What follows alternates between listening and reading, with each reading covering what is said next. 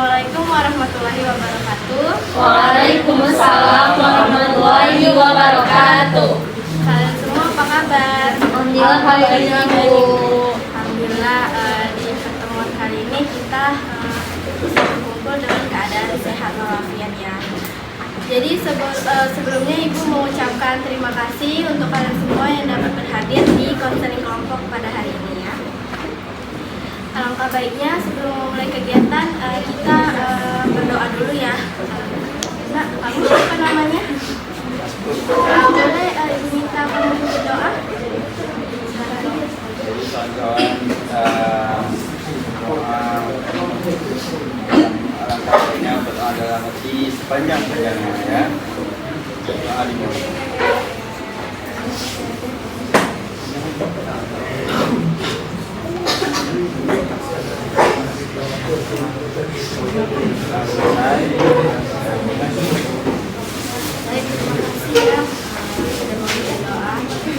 Sebelumnya Ibu mau nanya nih, apakah di sini kalian udah saling kenal? Nah, semua sih Bu, baru berapa aja. Saya cuma kenal itu aja Bu. Di sini kan belum banyak yang saling kenal ya. Jadi kita mulai dengan perkenalan dulu. Ibu minta kalian menyebutkan nama dan kelasnya ya. Bisa dimengerti? Bisa Bu. Mulai dari Ibu ya. Perkenalkan Ibu, nama Ibu Syaradia Fajara Sitompul. Kalian bisa panggil Ibu Nadia. Di sini saya sebagai guru BK di sekolah kalian. Mulai dari Ibu. Perkenalkan kawan-kawan, saya Muhammad Nasrul Lumbi. Bisa kalian panggil Panggul. Panggul. Oke. Saya kelas 12 ini. Mungkin banyak yang udah kenal atau belum? Terima kasih. Baik, perkenalkan nama saya Fauzan Muhammad. Saya biasa dipanggil Ojan. Saya dari kelas 11. Baik, perkenalkan nama saya Nurbaiti, biasa dipanggil Betty, saya dari kelas 12. Perkenalkan nama saya Firadian Fatima, panggil Lina dari kelas 12. Perkenalkan, saya Suci Bulaidana dari kelas 12, biasa dipanggil Suci. Perkenalkan, saya Syarifah Aulia Rahman, biasa dipanggilnya Diva Bu. Yang saya dari kelas 12 gitu, pada kali ini. Oke. Sekarang di sini udah saling kenal ya. Jadi sebelum mulai kegiatan Ibu mau nanya nih, apakah sebelumnya kalian udah pernah ikut konseling kelompok atau kegiatan kelompok seperti ini? Belum pernah ya. Jadi sedikit Ibu jelaskan kalau konseling kelompok ini adalah kegiatan suatu kelompok yang membahas permasalahan-permasalahan seseorang yang ada di kelompok.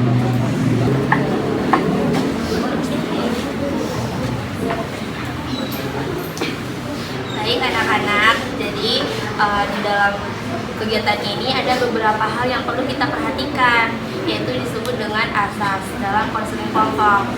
Nah, yang pertama yaitu asas kerahasiaan. Nah, di sini kalian diharapkan untuk menjaga kerahasiaan apa saja yang telah kita bahas di kegiatan ini ya.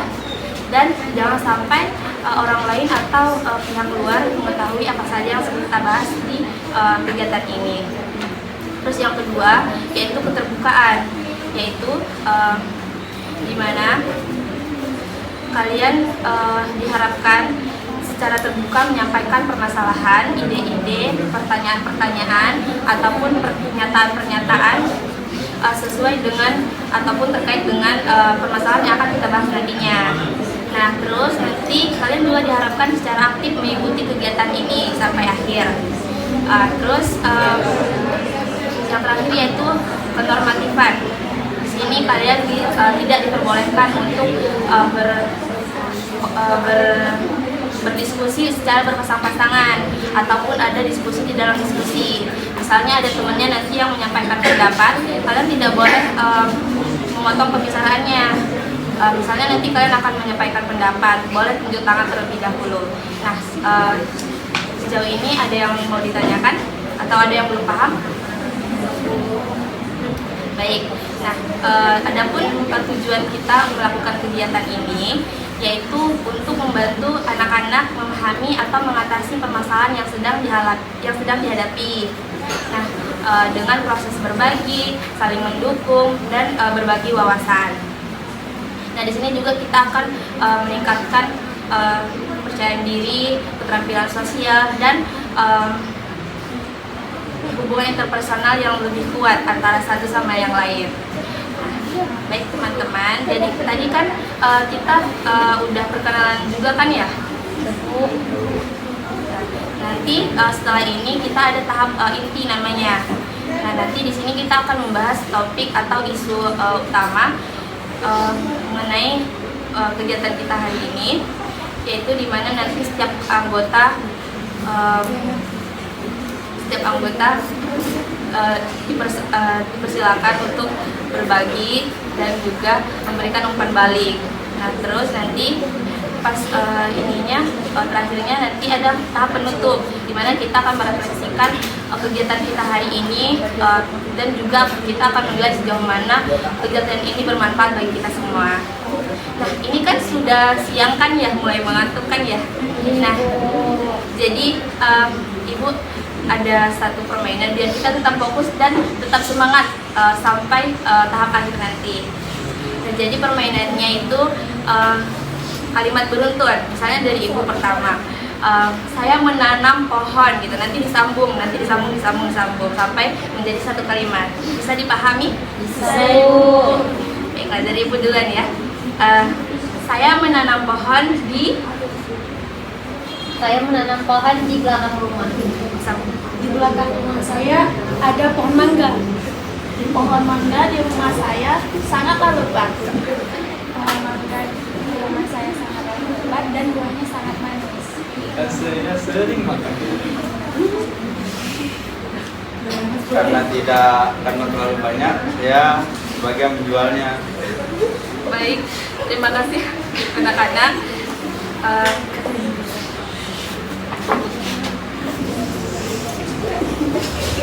Nah, tadi merupakan tahap awal dari konseling kelompok. Selanjutnya ada tahap inti yang akan disimulasikan oleh Puan, Raffi, Intan, dan Randy. Kepada Puan dipersilakan.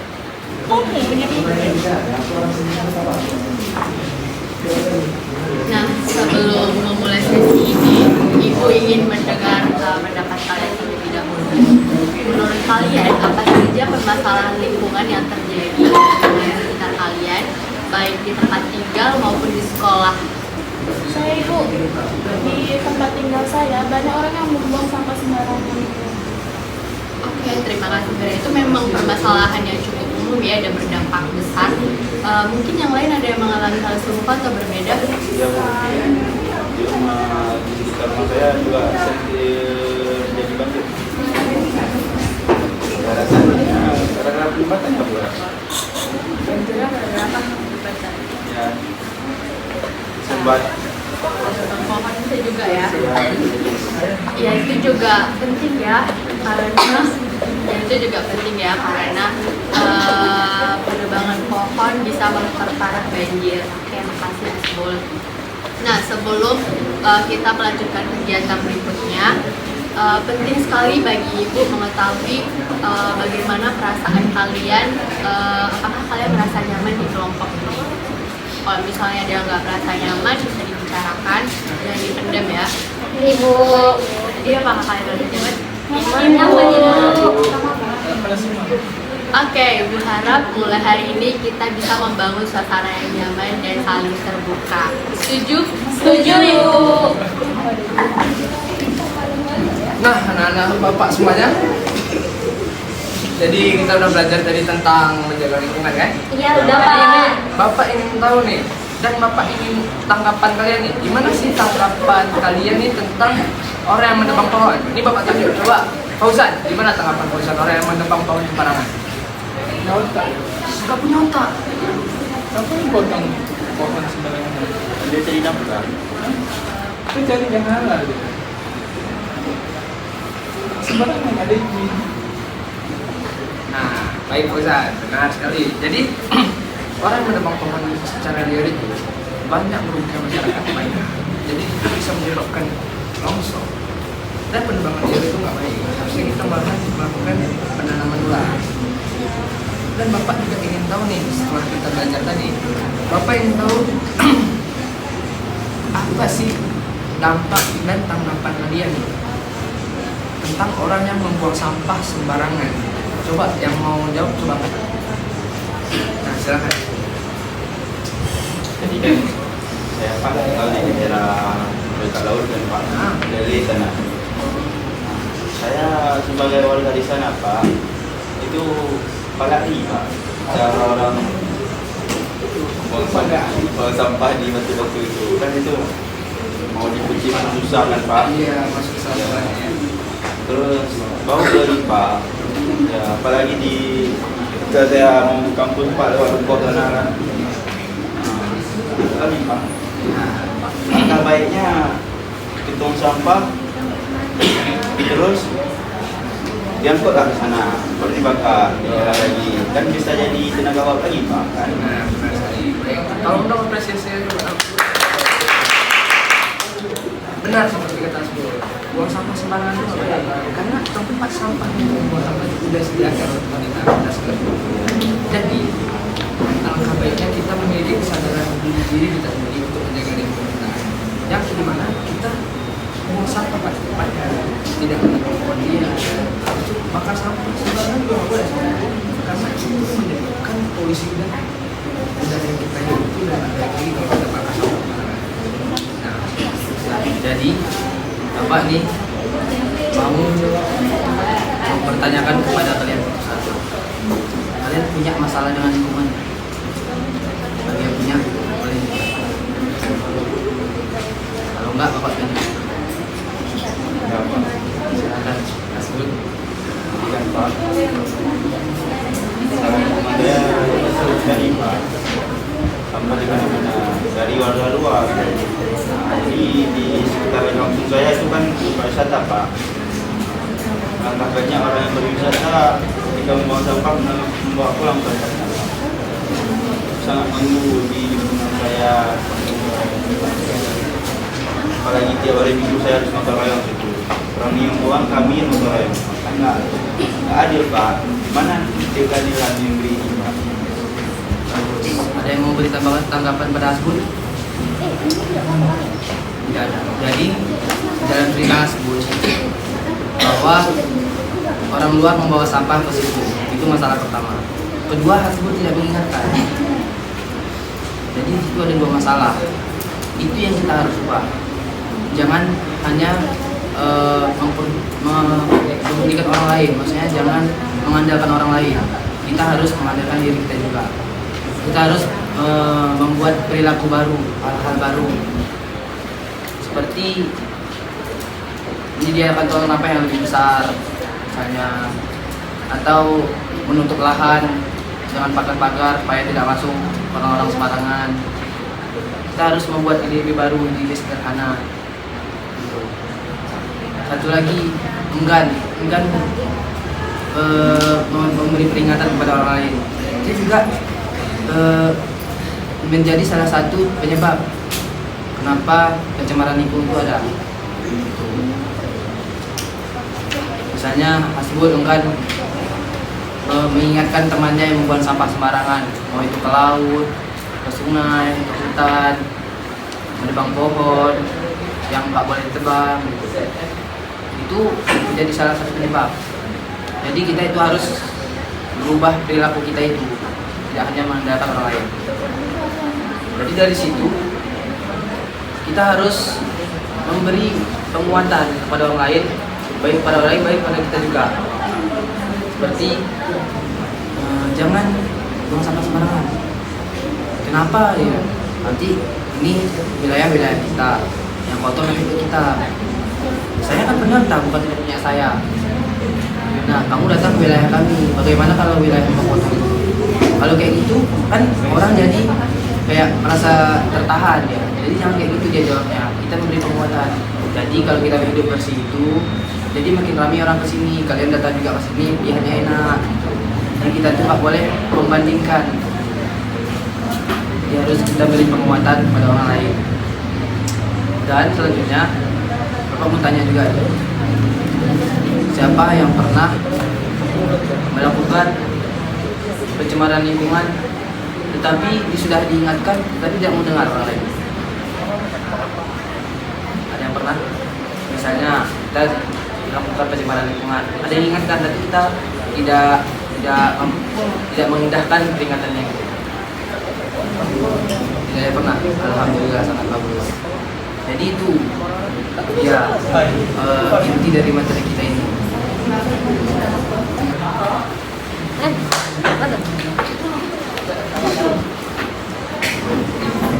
Baik, anak-anak semua, dari materi sebelumnya, Ibu ingin bertanya kepada kalian, apa yang dapat kalian ambil kesimpulannya atau apa yang dapat kalian pelajari dari pembahasan tentang seperti berbagi pengalaman dengan temannya yang sudah dibahas. Kesimpulannya, maksudnya apa yang kalian rasakan setelah berbagi pengalaman masalah lingkungan tadi.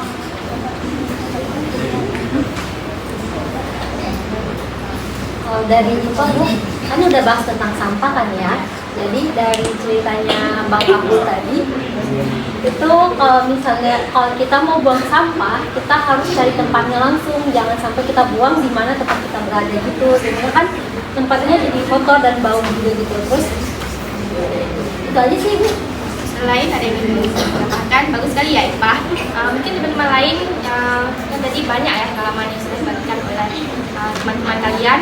Ada yang dapat mengubah pikiran kalian tentang lingkungan di sekitar. Nggak ada. Apa baca? Dengan buang sampah. Ya, betul sekali ya. Kemudian, Hasbul, silakan.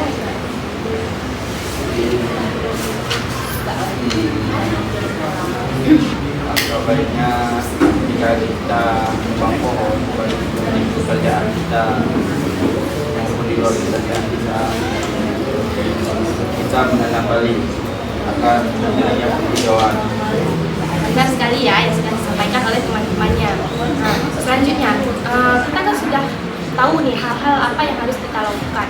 Jadi untuk melakukan perubahan kita harus mempunyai rencana agar lingkungan kita itu menjadi misal kayak tadi rencananya seperti melakukan penghijauan kembali. Nah, ada enggak dari teman-teman anak-anak lain yang ingin mempunyai rencana untuk lingkungan kita ke depannya, seperti mungkin dari lingkungan rumah juga boleh ataupun lingkungan sekolah. Ada yang ingin menyampaikan? Mungkin memilah sampah, kami itu juga salah satu dari cara yang dapat kita lakukan. Selain dengan memilah sampah, kita juga bisa melakukan 3R gitu. Benar sih.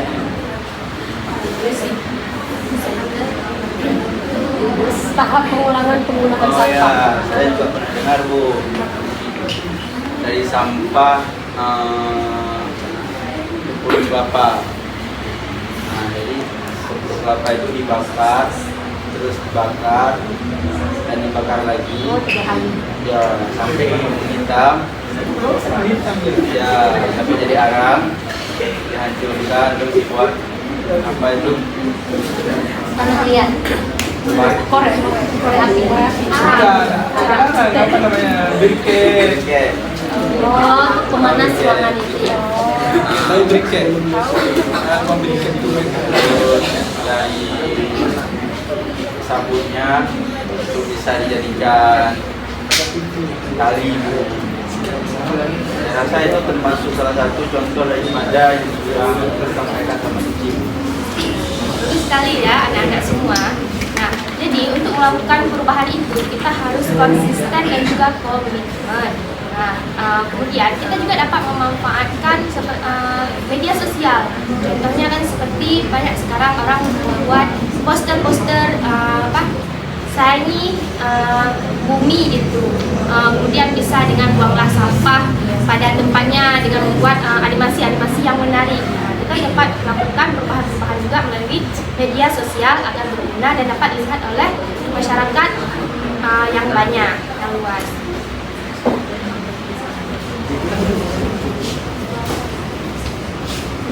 Oke, selanjutnya adalah tahap akhir atau tahap penutup yang akan disampaikan oleh Putro dan Khairat. Kepada Putro,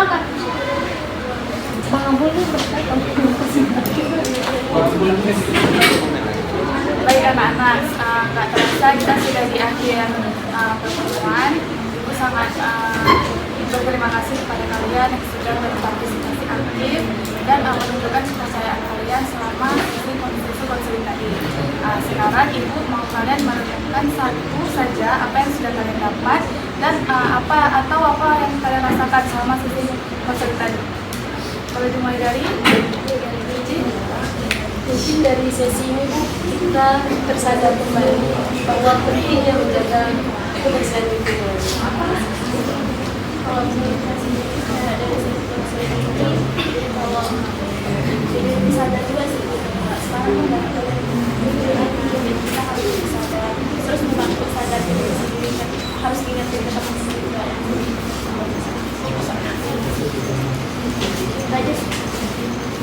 Dari Pak sendiri mungkin sama ya Bu, kayak dibilang sama Kira, kalau misalnya memang kita lihat ada kejadian orang yang buang sampah sembarangan itu kita bisa langsung negur pas dia lagi kejadiannya, jadi untuk kedepannya dia nggak gitu lagi. Kalau dari saya Bu, kita itu nggak boleh suka-suka hati di kampung orang, jangan karena itu berkampung kita bisa buang-buang sampah sembarangan di kampung orang. Jadi kayak nggak menjaga kebersihan di lingkungan kita sendiri, cuma di lingkungan Dari sesi membuat kita lebih sadar akan bahaya membuang sampah sembarangan terhadap lingkungan, alam, kita, manusia, dan dengan menebang pohon.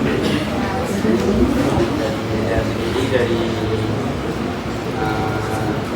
bersama bahkan sama dengan bahwa tapi saya di hasil dari konseling ini saya mendapatkan kawan baru sebelumnya nggak sapa-sapa karena mungkin ini bakalan bisa sapa-sapa alhamdulillah. Bagus sekali, Ibu sangat senang dengan tanggapan-tanggapan kalian karena kalian sudah mendapat wawasan baru. Nah sekarang Ibu sudah lembar kerja yang untuk kalian kerjakan. Nah di sini Ibu akan dijelaskan, kalian isi nama, kelas, lalu baca pernyataan yang ada di kolom. Kalian tarik garis sesuai dengan gambar yang sesuai dengan pernyataannya. Ibu kasih waktu 5 menit ya.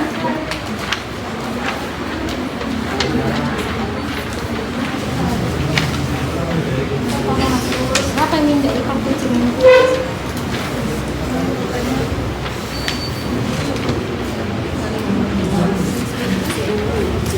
Kalau ada yang mau ditanyakan silakan ya. Oke Bu.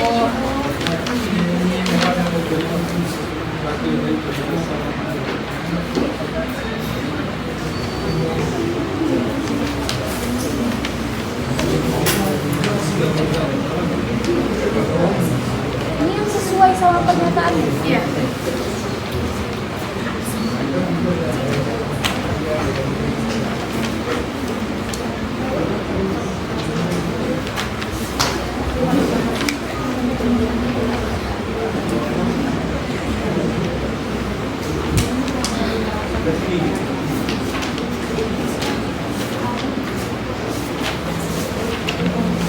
Oke anak-anak, Ibu kumpulkan ya kertasnya.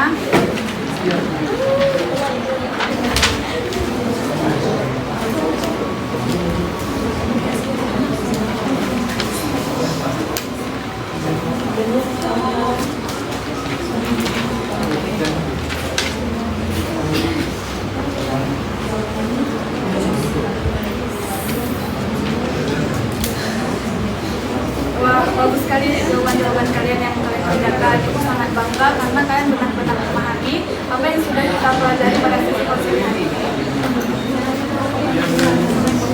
Baik, nah tadi kan sudah dikumpulkan dengan kompetensinya. Sekarang kita akan memberikan gambar tentang sisi konseling.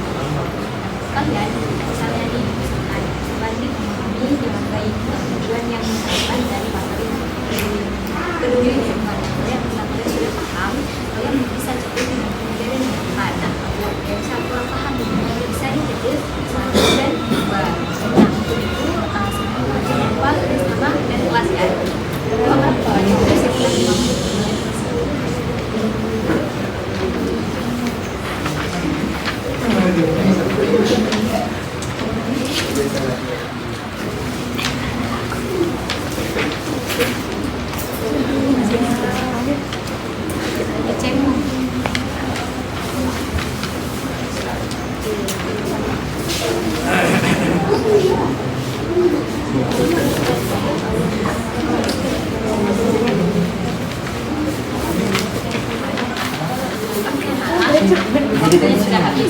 dulu.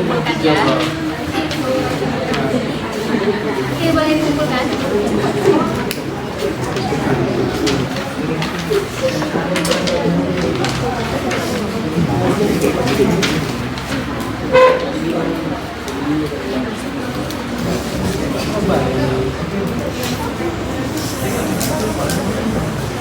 Oke, makasih ya. Sudah pada sesi konsep dan ada pertanyaan boleh ditanyakan di sesi konseling ya. Itu ketua kelompok boleh diminta dulu. Kawan, kita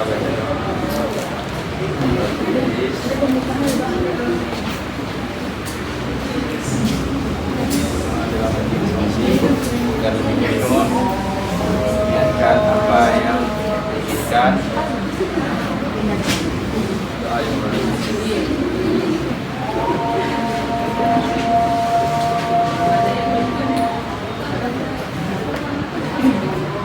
selesai. Oke, sekarang anak-anak boleh kembali ke kelas masing-masing. Makasih ya, Bu.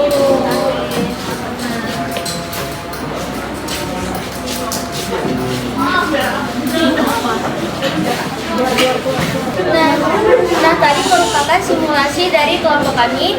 Kami mohon maaf jika ada kekurangan. Assalamualaikum warahmatullahi wabarakatuh. Waalaikumsalam.